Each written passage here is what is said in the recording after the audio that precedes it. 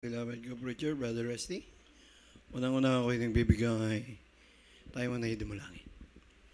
Abo, dakilang Diyo, sa mga banal sa pangalan ni Jesus, mahal na Panginoon. Tunay kami nagpupuri, nagpapasalamat sa dakilang biyaya sa mga oras na ito, mahal na Panginoon. Nasagan ang aking wala akong magagawa, O Diyos, maraming salamat sa biyaya at patnubay mo sa amin sa magdamag, mahal na Panginoon. At maging sa pag-aaral ng iyong salita, mahal na Panginoon, buksan mo aming pangunawa, kaalaman, takpan mo ako ng kapangyarihan, ikaw po mangusap sa ibang lingkod na sa ganakin. Wala akong magagawa, O Diyos. Forgive us, O God. Give me anointing spirit, O God. Paunawa mo sa lahat na makarinig na iyong salita. Sa pangalan ni Jesus, I bind the power of darkness. Unbelieving thoughts, cast out in Jesus' name. Hallelujah. Praise the Lord. Hallelujah. Praise the Lord. Praise God. Unang-una, ako'y nagbibigay na mataas sa pagpupuri, pagluluwalhati, pagdadakila, pagpapasalamat sa ating Diyos na buhay, sa ating pinakamamahal na Panginoon Jesucristo po lamang. Amen. Praise the Lord. Panglawa, doble paggalang at respeto sa tao ng Diyos, sa ating beloved Honorable Pastor Evangelist Willis Rada Almeda, the end-time prophet of living God. Amen. Praise the Lord. Maging sa kanilang mga anak. Amen. Sa kanilang mga apo. Praise the Lord. At di natin malilimutan ang ginintoang turo at aral na iniwan sa atin na ating beloved Assistant Pastor Lena C. Almeda. Amen. Praise God. At yan din po sa ating beloved co-preachers, ang ilang pamilya, at sa ating mga beloved instrumentalists, sa ating mga kapatiran. Amen. Sa ating mga choir. Praise God. Magandang umaga po sa inyo lahat at yun din sa aking pamilya. Amen. At magsabi, praise the Lord. Praise God. Malapit na tayo magtapos, mga minamahal. Medyo konting oras lang tayo. Sa Diyos ay walang imposible. Amen? Amen. Alam niyo po mga kapatid, ang ating dakilang Diyos ay makapangyarihan. Kapag makilala mo siya, masasabi mo sa iyong buhay, sa iyong araw-araw na buhay, masasabi mo sa iyong sarili, sa iyong kapwa, sa iyong loved ones, na ang natagpuan mo ay makapangyarihan sa lahat. Amen. Mapapatunayan mo sa kanila dahil siya ay gumawa sa buhay mo. Amen. Na kung paano mga minamahal sa salita ng ating mahal na Panginoon, na iladlad niya ang kalangitan, ang nasa buong kalangitan at kalupaan. Kung paano niya na pag-ihiwalay ang lupa at dagat. Kung paano nagkaroon ng mga hayop. Kung paano nagkaroon ng mga halamanan, kahuyan diyan. Amen? Ganun gagawin ng Diyos sa atin. Magtiwala ka lamang. Amen? Kaya sa ating Diyos, walang imposible. Amen? Kaya nalilito lang ang mga tao, mga minamahal. Kasi minsan, siyempre, bilang a human being, nagkakaroon tayo nung parang kakayanan para sa ating sarili na kaya nating gawin. Nandun na tayo mga minamahal na kaya nating gawin. Pero sa ating mahal na Panginoon, simple lang. Amen? Siya ang gumawa, kaya niyang gawin ang lahat para sa atin. Amen? Siya ang gumawa sa atin. Siya nagbigay ng buhay. Siya nagpala, siya nagpalakas, siya nagpagaling ng ating karamdaman.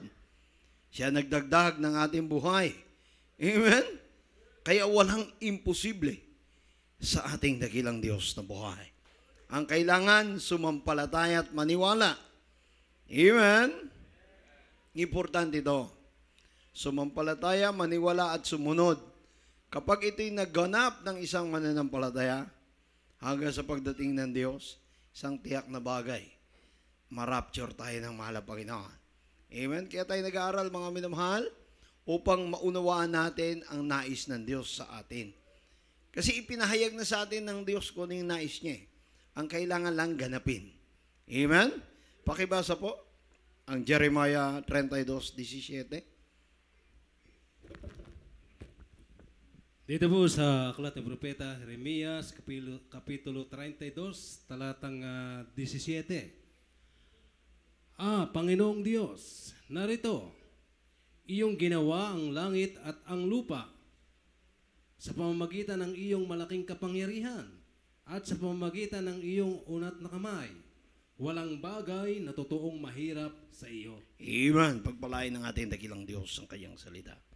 Amen. Tingnan niyo mga minamahal, ang sabi niya, no?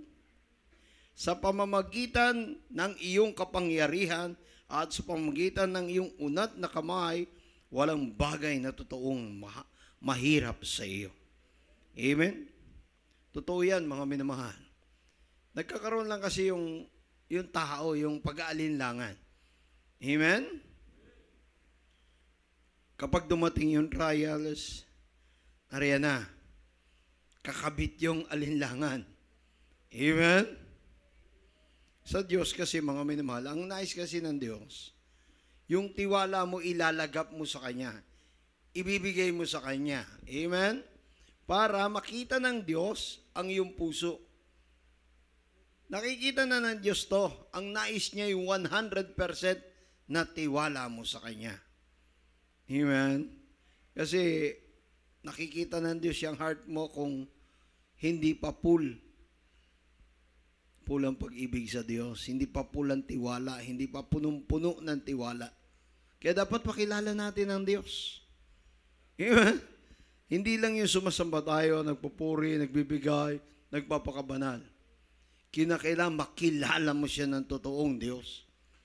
Pag nakilala mo to sa buhay mo, you are overcomer, Christian. Walang sino mang makapanaig sa iyo. Amen? Dahil kasama mo ang Diyos. Samahan ka niya palagi. Sabi nga, ngunit tapat ang Panginoon na magpapatibay sa inyo, mag-iingat sa masama. Amen? Ganun ang Diyos eh. Kahit kailan, mga minamahal, hindi sinira ng mahal na Panginoon ang kanyang salita. Amen? Hindi niya binaliwala. Isang kudlit o tuldok sa kanyang salita, hindi nawala. Bagkus lahat yan ay ginaganap ng ating dakilang Diyos ng buhay.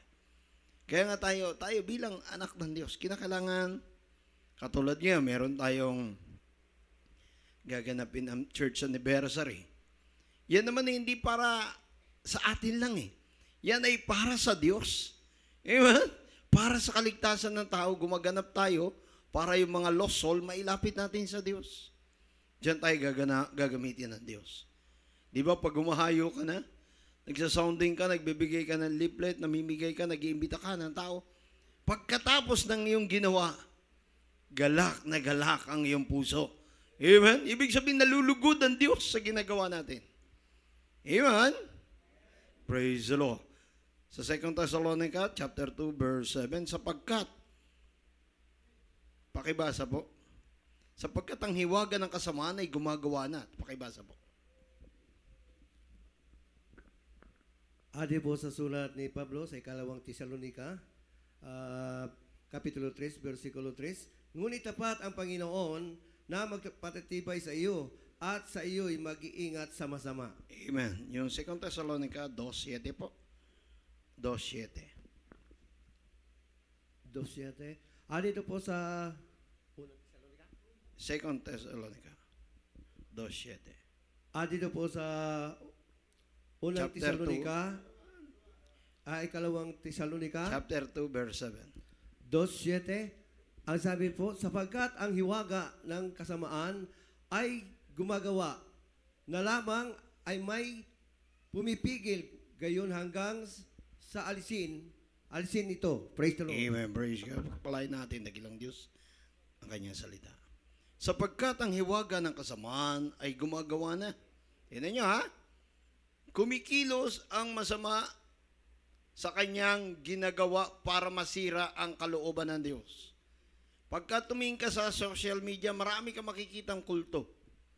Amen? Pag tumingin ka dyan sa sanlibutan niya, marami ka makikita na ang tao ay nasa banig ng karamdaman. Nasa pagkukulang na parang ang kanilang buhay ay hanggang doon na lang. Pag tinignan mo ang kapitbahay mo, ang kapwa-tao, makikita mo yan. Masasalamin mo yung kanilang buhay. Bakit, mga minamahal? Dahil hindi nila kilala ang Diyos. alam nilang tumawag pero hindi sila kilala ng Diyos, bingi sa kanila ang Diyos. Ang nakakatugon lang sa prayer sa mahal na Panginoon, yung kanyang mga anak na tapat. Amen? Yan ang naririnig ng Diyos. Tayo, mga minamahal. Kaya yung kumikilos yung masama ngayon para sirain ito. Anong sabi? Lamang may pumipigil ngayon hanggang sa alisin ito. Yung pasubali na yun. Sino yung pumipigil, mga minamahal? Yung mga anak ng Diyos. Kinakailangan kasi yung anak ng Diyos makumpleto. Pag nakumpleto ito, mag-rapture na. Yung pumipigil na, mawawala na. Yung mga dumadalangin, doon mapapahamak na ang tao. Amen? Gagawa na yung masama, higit pang masama ang kanyang gagamitin para lang madurog ang tao, makasama niyang parusahan. Ganoon ang gagawin niya. Kaya ang kailangan ng anak ng Diyos, magtiwala ang lubos na sa Diyos ay walang imposible. Amen? E pag sinabi mong walang imposible ang Diyos, ibig sabihin ang iyong Diyos ay buhay at makapangyarihan. Amen? Yun ang ibig sabihin nun. Praise the Lord. Kaya lagi tayong tumutok sa prayer, mga minamahal. Huwag pabayaan. Lagi tayong magpasakop sa Diyos, sa kanyang kalooban. Kasi habang lumalapit ka sa Diyos, hanggat nagpapasakop ka sa Diyos, makikita mo ang kapangyarihan ng Diyos kung papaano siya kikilos sa ating buhay. Amen? Pakibasa po. 2 Timothy chapter 3 verse 5.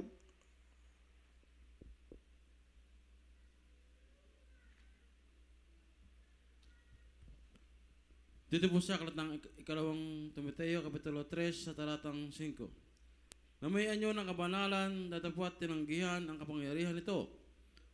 Lumayo ka rin naman sa mga ito. Amen. Tingnan nyo. Maraming mananampalataya, akala mo, naku, napakaganda ng mga suot. Amen. Halos, pag nagkasabay-sabay sa atin, parang parehas na lang. Pero minsan, may ang buhok. Pero minsan, may mga tawag yun? May kwintas, merong hikaw, may singsing. Doon mo lang makikita. Pero pag malayo, hindi mo mapansin. Amen? Kasi sabi ng Biblia, sapagkat walang salitang mula sa Diyos na hindi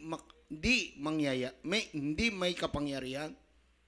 Ibig sabihin yung gagawin ng Diyos sa isang tao na mananampalataya, pag lumapit talaga siya, magbabago siya. Amen? Kaya pag hindi pa rin nagbabago yung isang tao na naglilingkod sa Diyos, kulang pa. Amen? Amen. Lahat magsabi, praise the Lord. Kulang pa yung kanyang tiwala sa Diyos.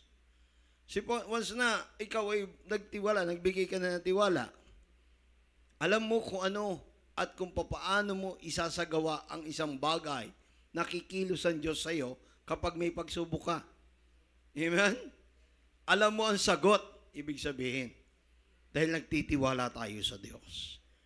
Pakibasa po, Lucas Kapitulo 1, versikulo 37.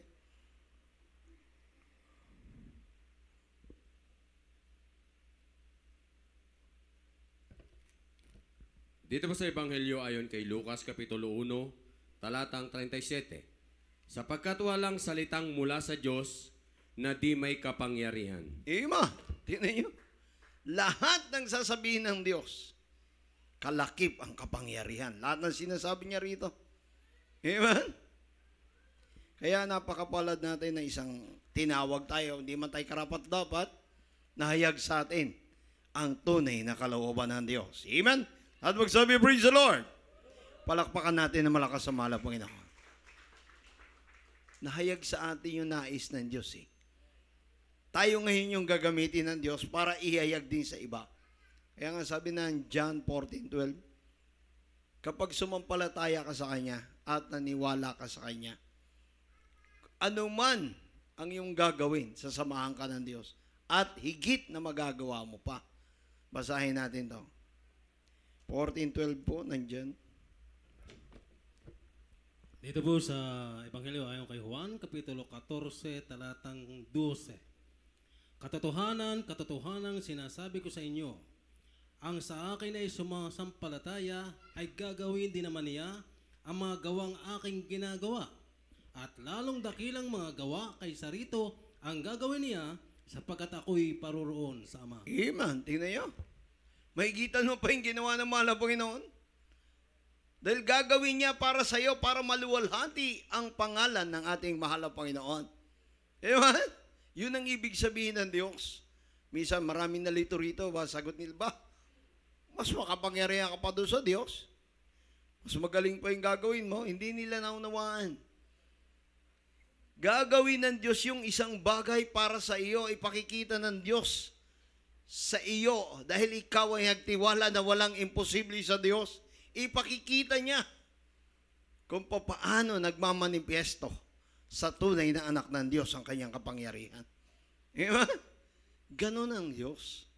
Kaya marami pa naliligaw ngayon, marami pa, lalo yung mga ibang grupo na kinakalang hindi pa bautismado sa pangalan ni Jesucristo. Wala, hindi nila nakikilala. Alam nilang bumasa ng Biblia, pero hindi nila nakikilala ang Diyos. At hindi nila alam ang kapangyarihan ng Diyos. Kaya nga binigyan niya sa Lucas 10:19, binigyan niya ng kapamahalaan yung tao, yung anak niya, para makilala. Kasi pag wala yun, mga minamahal, blanco ka eh. Tignan mo sa atin, papatong mo yung kamay mo sa may karamdaman, gagaling. Amen? Pag nirebuke mo, nasa aksidente ka, nirebuke mo yung pangyayari na yun, inililigtas ka ng Diyos. Amen? Pero pag nirebuke mo, hindi nangyari, nilehans mo, hindi gumanap, may kulang. Amen? May kulang. Kasi ibang mananampalataya paglilehans. Kamusta ka na, sister? Ganun pa rin. Bukas magpa-check up ka na. Punta mo yung doktor, magtanong ka. Ganun eh. Dito hindi. Sumampalataya ka, pagpatong ng kamay ng mananampalataya ng mga elder of the church to the prayer of beloved pastor, Evangelist Willis Estrada Almeda, the time prophet of living God, yung panalangin mo, basta sinusunod mo ang Diyos, yung panalangin mo, totally ibibigay sa iyo ng Diyos. Heal yung problema mo, yung sakit mo, heal. Automatic. Payapa ang kaisipan mo. Pero pag may kulang, hindi po mangyayari yun. Kaya kinakailangan buo ang tiwala sa dakilang Diyos na buhay dahil walang imposible sa Kanya. 1 Corinthians chapter 2 verse 15. Pakibasa po, tingnan niyo ito yung mga lumalakad sa spiritual. But that, pakibasa po. 1 Corinthians chapter 2 verse 15.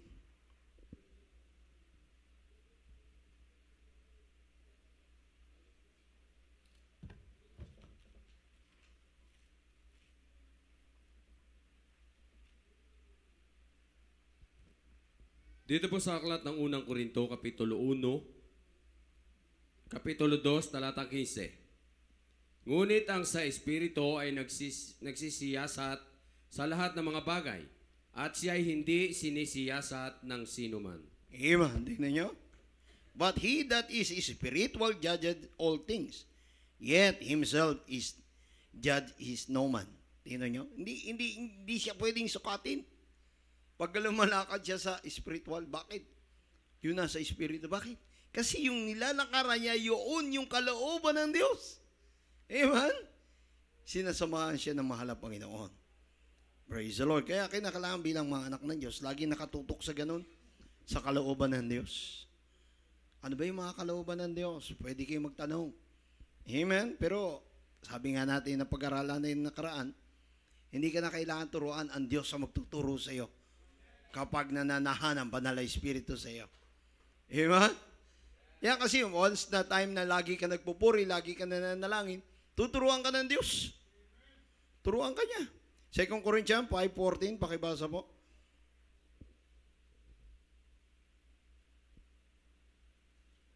At pakihanda yung Ezekiel 33:12 hanggang 16. Dito po sa ikalawang sulat ni Pablo sa mga taga-Korinto, Kapitulo 5, talatang 14. Sapagkat ang pag-ibig ni Kristo ay pumipilit sa amin. Amen. Sapagkat ipinasisiya namin ang ganito, na kung ang isa ay namatay dahil sa lahat, kung gayoy lahat ay nangamatay. Amen. Praise the Lord. Ibig sabihin, sinalo ng mahal na Panginoon. Yung problema natin sa salvation, siya na yung gumawa. Siya na yung napako sa krus para sa sangkalahatan, sa sanlibutan. Upang sino man makalapit sa Kanya, magkaroon ng kaligtasan. Amen. Tingnan niyo itong sample ng isang taong masama at saka isang taong matuwid. Pakibasa po sa Ezekiel 33:12-16 hanggang 16. Dito po sa Sige. Dito po sa aklat ng Ezekiel, Kapitulo 2, 33, talatang 12 hanggang 16. Sa 12, at ikaw, anak ng tao, sabihin sa mga anak ng iyong bayan, ang katwiran na matuwid ay hindi makapagliligtas sa kanya sa kaarawan ng kanyang pagsalangsang. At tungkol sa kasamaan na masama, hindi niya kabubuwalan sa araw na kanyang hiwalayan ang kanyang kasamaan, ni ikabubuhay man na matuwid ang kanyang katuwiran sa araw na siya'y magkasala. 13. Pagka aking sasabihin sa matuwid na siya'y walang pagsalang mabubuhay, kung siya'y tumiwala sa kanyang katuwiran at gumawa ng kasamaan, anuman sa kanyang mga matuwid na gawa ay hindi aalalahanin, kundi sa kanyang kasamaan na kanyang nagawa doon siya mamamatay. 14. Muli, pagka aking sinabi sa masama, ikaw ay walang pagsalang mamamatay kung kanyang iwan ang kanyang kasalanan at gawin ang tapat at matuwid. 15. Kung isauli na masama ang sanla, ibigay uli ang kinuha sa pagnanakaw, lumakad sa palatuntunan ng buhay, na di gumawa ng kasamaan, siya'y walang pagsalang mabubuhay, siya'y hindi mamamatay. 16. Wala sa kanyang mga kasalanan na kanyang nagawa na aalalahanin laban sa kanya. Kanyang ginawa ang tapat at matuwid, siya'y walang pagsalang mabubuhay. Amen. Naunawa niyo mga minuhan? Halimbawa yung taong makasalanan. Kasalanan siya. O sindumi ng dilim ng kasalanan niya. Pero kapag bumalik siya sa Diyos, sinunod niya ang kalooban ng Diyos, nagsumamo siya, nagsisi, lumapit, hindi siya huhukuman ng Diyos doon sa kasalanan niya. Ang tinignan ng Diyos yung kanyang katwiran na nasunod ng taong makasalanan. Amen? Pero kung ang taong matuwid naman ang gumawa ng kasalanan, hindi huhusgahan ng Diyos yung taong matuwid doon sa kanyang matuwid na ginagawa, bagkus doon sa kanyang pagkakasala, doon siya huhusgahan ng Diyos. Amen? Kaya mamamatay siya. Physically. Kaya walang magiging matuwid sa Diyos eh. Maging ang pangatwiran ng isang tao. Ikaw lang ay magiging karapat-dapat makakalakad na matuwid sa Diyos kapag ginanap mo na ang kalooban ng Diyos. Hindi ka magiging matuwid sa Diyos kung sa sarili mong kakayanan lang. Amen? Hindi ka magiging makakalakad na matuwid sa kalooban ng Diyos kung sa sarili mo lang, sa sarili mong karunungan at kaalaman, kalakasan. Hindi. Pero gagawa ang Diyos sa iyo kapag ikaw ay nagpakumbaba. Anong sabi niya rito? At ikaw, anak ng tao, sabihin mo sa mga anak ng iyong bayan, ang katwiran ng matuwid ay hindi makakapagligtas sa kanya sa karawan ng kanyang pagsalangsang. Tingnan niyo? Wala, di ba? At tungkol sa kasamaan ng masama, hindi niya kabubuwalan sa araw ng kanyang hiwalayan ang kanyang kasamaan. Tingnan niyo? Kung yung isang taong makasalanan, hiwalayan ang kasalanan, hindi niya kabubuwalan sa araw ng pagdating ng Diyos o paghuhukom ng Diyos. Sa kanya ikabubuhay. Ni ikabubuhay man ng matuwid ang kanyang katwiran sa araw niyon na magkasala. Tingnan mo? Kaya walang katwiran ng tao sa Diyos. Ang kailangan lang ang tao magpakumbaba sa Diyos. Amen? Lahat magsabi, praise the Lord. Simple lang naman eh, mabait ang mahal na Panginoon. Hindi nga mahirap ang utos ng Diyos eh. Ayaw ng Diyos na ikaw ay nagmamataas sa Kanya. O, tignan mo, ayaw ng Diyos na ikaw ay magkakasala. Amen? Ang gusto niya maging matuwid tayo sa Kanya. Praise the Lord. Yan yung katwiran ng masamang tao at matuwid na tao. Kaya inunahan na ng mahal ang Panginoon. Nakita niyo, Lord, Lord, nagpalayas din kami ng demonyo sa iyong pangalan. Ano sabi ng Diyos? Hindi ko kayo kilala. Pinagalita pa sila ng Diyos. Bakit? Kasi ginagawa nila yung kasalanan. Yung nakaraan, okay, nandun sila sa kalooban ng Diyos. Nung dumating na ang Diyos, nandun na sila sa kasalanan. Kaya hindi na sila kilala ng Diyos. Naunawaan niyo? Kaya pagdating kaya kinakailangan bilang isang anak ng Diyos, ang ating Diyos ay makapangyarihan eh. Walang imposible sa Kanya. Natatanaw niya lahat ng ating ginagawa. Kaya kinakailangan bago dumating ang Diyos, nandun ka sa katwiran niya. Sa araw-araw ng ating pamumuhay. Pakibasa po. Awit 91:1 at sundan ng 1 Corinthians 15:31. Dito po, umami naman sa mga awit. 91:1. At sabi po, siyang tumatahan sa lihim na dako ng kataas-taasan ay mananatili sa lihim ng kapangyarihan sa lahat. Amen. Ganun ang dapat gawin ng isang anak ng Diyos. Lagi siya nakadikit sa nais ng Diyos o sa katwiran ng Diyos o sa paanan ng Diyos o sa kalooban ng Diyos. Amen? Para ano? Siyang tumatahan sa lihim na dako ng kataas-taasan ay mananatili sa lilim ng kapangyarihan sa lahat.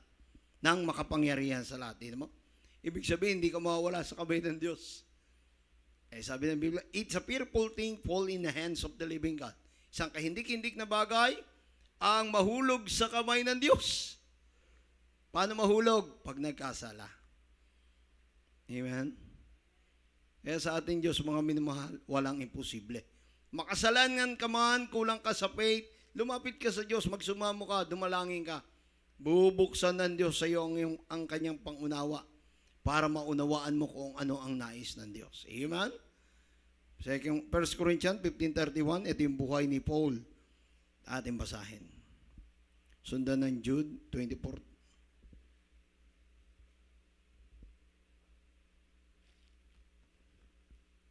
Dito po sa katangunang mga taga-Korinto, Kapitulo 15, sa talatang 31. Pinahayag ko alang-alang sa ikalawalhati ninyo mga kapatid na taglay ko kay Kristo Jesus na Panginoon natin na araw-araw ay nasa panganib ng kamatayan ako. Amen. Tignan niyo. Araw-araw pala si Pablo nasa panganib ng kamatayan. Anong sabi niya? 31. Ipinahayag ko alang-alang sa ikaluluwalhati ninyo. Ang mga kapatid na taglay ko kay Kristo Jesus na ang Panginoon natin na araw-araw ay nasa panganib ng kamatayan ako. Di ba? Kasi nahabol si Paul eh. Yung story ni Paul, kilala natin siya. Pero hindi matras si Paul, nagpatuloy si Paul. Amen? Amen? Sana ganun din tayo. Sikapin natin, daily life natin, masunod ang nais ng Diyos. Amen? Huwag natin tingnan yung bagay na nandito sa daily. Anong sabi ng Jude? Pakibasa po yung Jude 24. Dito po sa aklat ni Judas, Kapitulo 1, talatang 24 hanggang 25. Ngayon, doon sa makapag-iingat sa iyo mula sa pagkatisod at sa iyo makapaghaharap ng walang kapintasan na may malaking galak sa harapan ng kanyang kaluwalhatian. Sa isang Diyos na ating tagapagligtas sa pamamagitan ni Hesukristo na ating Panginoon ay sumakanya nawa ang kaluwalhatian, ang karangalan, ang paghahari, at ang kapangyarihan, at ang kauna-unahang panahon, at ngayon, at magpakailanman. Siya naman. Amen. Sabi niya sa 24, ngayon doon sa makapag-iingat sa inyo mula sa pagkatisod at sa inyo makapaghaharap sa walang kapintasan na may malaking galak sa harapan ng kanyang kaluwalhatian. Dumaan tayo doon sa mga trials sa katisuran. Pero pinanghawakan tayo ng mahal na Panginoon. Amen? Pinatatag tayo ng Diyos. Bakit? Para sa kanyang kalwalatian, dito sa uli ng bersikulo, sa iisang Diyos na ating tagapagligtas sa pamamagitan ni Jesucristo, na ating Panginoon ay sumakayin niya nawa ang kalwalatian ng karangalan, ang paghahari at ang kapangyarihan, ang kauna-unahang panahon, sa kauna-unahang panahon, at ngayon magpakailanman siya nawa. Ito ang kalalabasan ng anak ng Diyos. Ang kaluwalhatian ng mahal na Panginoon makikita sa atin pag naging matagumpay tayo sa ating paglakad. Amen? Kaya, pag inasahan mo ang Diyos, umasa ka na ng 100%. Amen? Huwag na yung ibig sabihin, yung pag-alinlangan ba? Yung panghihinayang, wag. Basta asahan mo sa Diyos, walang imposible. Amen? Sa Proverbs 1:33, ngunit ang nakikinig sa akin, sabi ng mahal na Panginoon, ay tatahang tiwasay at tatahimik na walang takot sa kasamaan. Amen? Malinaw mga minamahal, pagka lumapit ka talaga, yung dumikit ka talaga sa Diyos, wala kang pangamba. Amen? Wala kang doubts. Yung nervyos mo mawawala sapagkat kasama mo ang Diyos. Amen? Sa Colossians 1:10, ang sabi, upang kayo'y magsilakad nang nararapat sa Panginoon sa buong ikalulugod niya at magsipamunga sa bawat gawang mabuti at magsilago sa kaalaman ng Diyos. Sa Diyos. O ng Diyos. Sa kaalaman ng Diyos. Bakit magsilago? Kasi once na tayo lumalakad sa kalooban ng Diyos, mga minamahal, nadadagdagan yung wisdom natin. Kaya nga wala magtuturo sa atin eh. Hindi ka tuturuan ng kapatid mo. Ang magtuturo sa iyo ang Diyos. Amen? Akala mo lang, simple lang yung nagpupuri. Akala mo, nandun ka sa praising area, gaganong-ganong ka lang. Pupuri ka, nag-ayuno ka. O, nakailang oras ka, ilang araw ka na nagpupuri. Akala mo ganun lang. Pero pag binasa mo ang Biblia, binubuksan ng Diyos ang iyong pangunawa sa kanyang salita. Siya ang nagtuturo sa iyo. Amen? Kami nandito, tagapagpaalala sa inyo. Amen? Upang huwag tayo mawalay sa kamay ng Diyos. Kailangan kasi tagapagpalinis sa mga nagtuturo, naglilinis, nagtutuwid, tagapayo, amen? Nandun yung pag-ibig, amen? Amen? Nandun lahat. Yun yung nagpapakain ng salita ng Diyos. Praise the Lord! Lahat magsabi, praise the Lord! Tayo pong lahat po tumayo, tayo mawit. Praise yan. Kaya huwag tayo bumitaw sa kamay ng Diyos. Ha? Huwag tayo bumitaw kasi siya ang nakahawak sa atin. Hindi po tayo ang nakahawak sa Diyos. Ang mahal na Panginoon ang nakahawak sa atin. Kaya pag nawala ka sa kamay ng Diyos, bumitaw ka. Pero ang Diyos, di kanya bibitiwan. Amen? Kaya sabihin mo lagi sa Diyos, panghawakan mo ako, mahal na Panginoon. Praise the Lord. Tayo po yung mawit, mag-alay tayo sa mahal na Panginoon. Saan man ako ikilagi ko Kapiling. Amen. Iningatan na gabayan ang landasin. Inaalala mo aking kakainin, maging ang aking daigdig. Sa pagtulog, Glory to God. pagising sa pagkikising, Praise the Lord. ikaw ang laging nakabisi sa akin. Tulad ng isang bata, ako'y nilalambing, minamahal. Yes.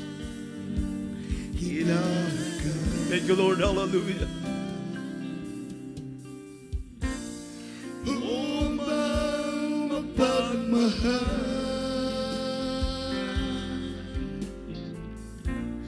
Nais ko'y ika'y uwitan.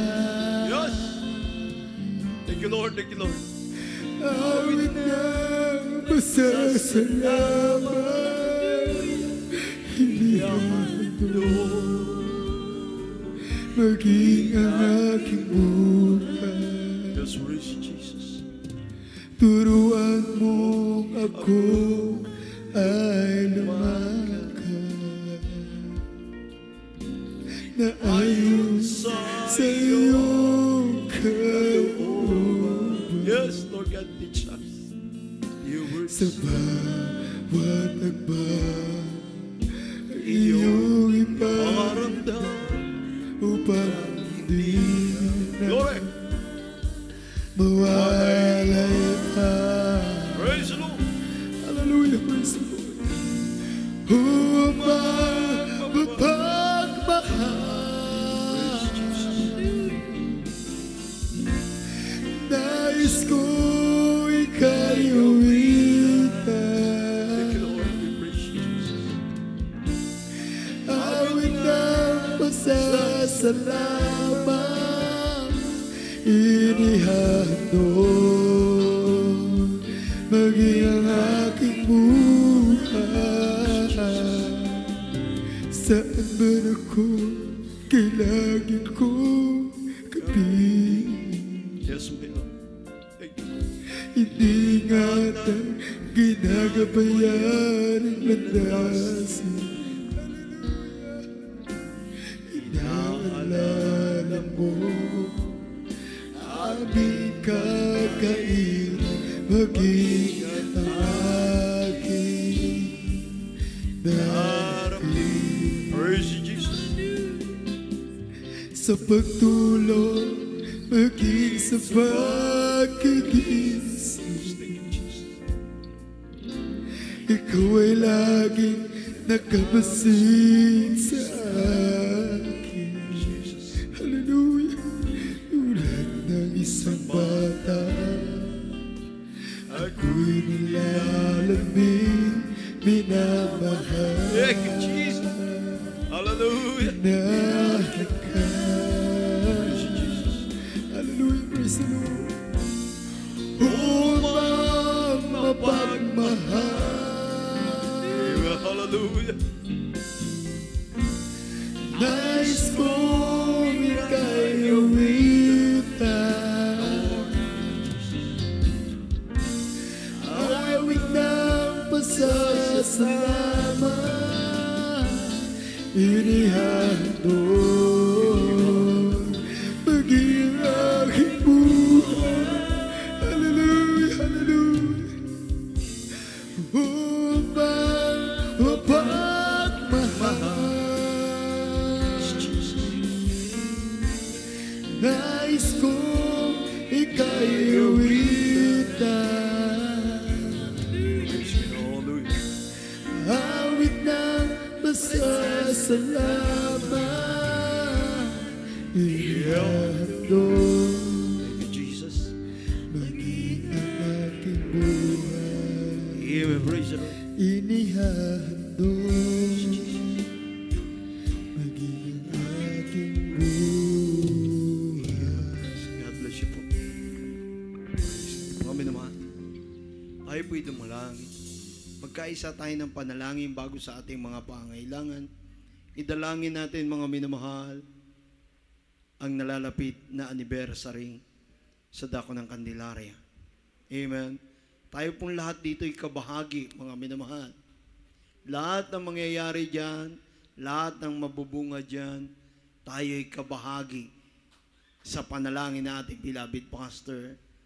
Tayo ay nagkakaisa upang maraming ma-soul win. Amen? Tayo dumalangin.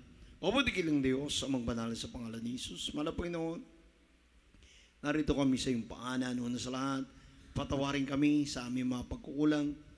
Kami taos pusong mingi ng tawad, nagsisisi sa lahat ng pagkakasala, O Diyos.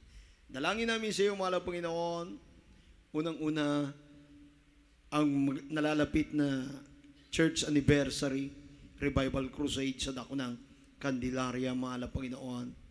Quezon, ngayong 23-24, Diyos, ng Marso. Dinadalangin namin sa iyo, mahal na Panginoon, lahat ng makakadalo riyan. na aming mga kababayan o aming man loved ones, O Diyos, lahat ng mga tatawagin mo dyan, mahal na Panginoon, lalo-lalo na yung may mga mabibigat na problema, mga baguhan namin magiging kapatid sa iyo, mahal na Panginoon. Pagpalain mo sila at pagalingin ang karamdaman, O Diyos. Hipuin mo ka ng mga puso, i-enlight mo ang kanilang kaisipan at damdamin upang makilala ka, O Diyos. Maghayag ka sa kanila, mahal na Panginoon. Ipadama mo ang tunay mong pag-ibig sa kanila at maramdaman nila na ikaw ay Diyos na buhay na makapangyarihan na tumutulong sa lahat ng uri ng problema ng tao. Mahal na Panginoon, sa pangunat-dalangin namin, mahal na Pastor, alam namin walang imposible sa iyo. Mag-provide ka rin ng pangangailangan pinansyal, mahal na Panginoon. Hallelujah, sa mga sasakyan na gagamitin namin, mga kapatiran. Palakasin mo at patibayin ang mga sasakyan niyan sa motorcade, mahal na Panginoon, para bukas, O Diyos, pagpalain mong mainam, mahal na Panginoon, na may makita na sa libutan ang iyong pag-ibig sa kanila, O Diyos. Hallelujah. At yun din po aming mga kapatiran sa iba't ibang dako ng bansa, mahal na Panginoon, na patungo sa Sabado at Linggo sa iyong banal na gawain sa dako ng Candelaria, O Diyos. Ingat at gabayan mo at parating mo na maayos sa aming mga kapatiran, O Diyos. Pagpalain mo sila. Use them for your glory, O God. Magamit mo kami lahat, mahal na Panginoon, marinig ang iyong mga buhay na patotoo, ang iyong mga himalang gagawin, mahal na Panginoon. At ikaw magpuno ng pangangailangan pinansyal, mga isa kakainin, sa dadamitin, sa lahat ng pangangailangan, mahal na Panginoon, lahat ng facility, higit sa lahat, bigyan mo kami ng buong kalakasan ng aming pisikal, O Diyos, para sa kaligtasan ng tao. Itong dalangin namin sa iyo sa umagang ito, sa pangnatdalangin namin, mahal na Pastor, sa pangalan ni Jesus, sa pangalan ni Jesus, inangkin na namin ang tagumpay, mahal na Panginoon, ng iyong banal na gawain, gaganapin sa isang araw, O Diyos, sa pangalan ni Jesus. At ganoon din po, dalangin ko sa iyo, mahal na Panginoon, pangailangan namin mga kapatid sa lugar na ito na nilalapit namin sa iyong paanan, tinataas namin sa iyong dakilang pangalan, mahal na Panginoon. Answer our problem, O God, solve our problem. Tugunin mo, mahal na Panginoon, sa iyong malang pamaraanan namin mga dalangin sa iyo. Sa pangalan ni Jesus, bigyan mo kami ng kalakasan, pisikal, sa lahat ng oras, O Diyos, higit sa spiritual. Sa pangalan ni Jesus, amen and amen namin mga negosyo namin, mga kapatiran, pag-aaral, pag-atrabaho sa mandako, sa ibayong dagat, O Diyos. Gabayan at patnubayan mo ang aming mga supling, mga anak, mga loved ones namin, Lord God. Ilapit mo rin sila sa iyong paanan, bigyan mo sila tatag na pananampalataya. Sa pangalan ni Jesus, yung mga nag-backslide namin kapatiran, ibalik mo sa iyong paanan, O Diyos, yung mga nawalay na tupa na yan, mahal na Panginoon. Kahabagan mo muli sila, mahal na Panginoon, gising mo ka ng mga puso, sa pangalan ni Jesus, sa pangalan ni Jesus, amen and amen. Na special namin prayer, aming mga Pastor, bigyan mo na ibayong kalakasan pisikal, sa puno kayong mga anak, sa pangalan ni Jesus, pag-aaruga na yung banal na gawain, sa bilyon mong mga anak, sa pangalan ni Jesus, sa dalangin namin, sa pangalan ni Jesus, amen and amen. Praise the Lord. Patong po natin ating kamay sa ating ulo, at rebukein natin ano mauri pa ng karamdaman. Yung mga doubt, sinang-believe natin, rebukein natin sa pangalan ni Jesus. Opo, dakilang Diyos, amang banal, sa pangalan ni Jesus, tinataboy namin lahat ng uri ng karamdaman sa kalagitnaan ng mga anak ng Diyos. Kasout in Jesus' name. Hallelujah. Demons of cancer, TB, leukemia, diabetes, demonyong kulam, demonyong mahinang pananampalataya, kasout in Jesus' name. Demonyong sakit sa puso, demonyong high blood, kasout in Jesus' name. Demons of COVID, kasout on us in Jesus' name. Demonyong mga salot sa aming buhay, kasout. Demonyong kahirapan sa buhay, kasout in Jesus' name. Demonyong mga hadlang sa mga pagpapala, kasout in the mighty name of Jesus. In Jesus' name. Hallelujah, hallelujah, hallelujah. In Jesus' name. Amen and amen. Praise the Lord. Ewan lahat ay tumayo. Jump 3 times, shout with the voice of triumph. Hallelujah, praise the Lord. Hallelujah, praise the Lord. Hallelujah, praise the Lord. God bless you po. Good morning po. Praise God.